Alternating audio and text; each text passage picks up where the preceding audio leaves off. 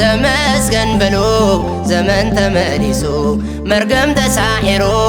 ምሕረቱ ነጊሱ ግርማ ትንሣኤ ዕለት ፋሲካ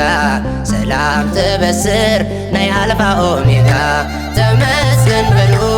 ዘመን ተመሊሱ መርገም ተሳሒሩ ምሕረቱ ነጊሱ ግርማ ትንሣኤ ዕለት ፋሲካ ሰላም ትበስር ናይ አልፋ ኦሜጋ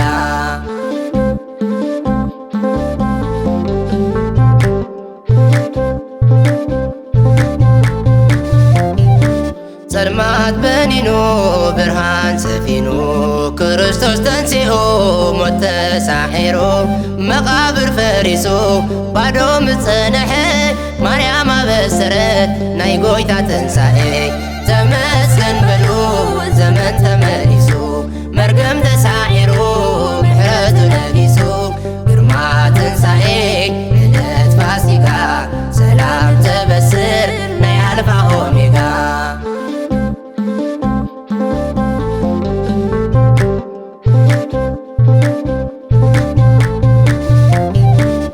መስቀል ሰቂሎም ዙባኑ ቀንቲቶም መዓዝ ፈሊጦሞ ዝሽፍን ገበኖም ንድሕነት ዓለም እዩ ደሙ ዘፍሰሰ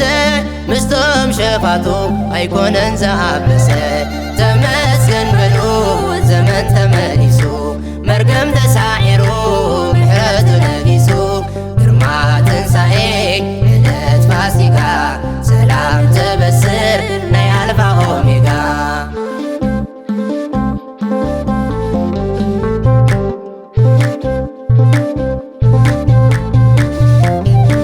ሰማያት ተኸፍተ መላእክ ዘመሩ ትንሣኤ ጎይታና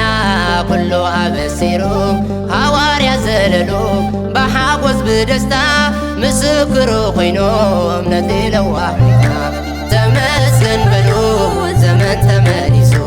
መርገም ተሳሒሩ ምሕረቱ ነጊሱ ግርማ ትንሣኤ ዕለት ፋሲካ ሰላም ትበስር ናይ አልፋ ኦሜጋ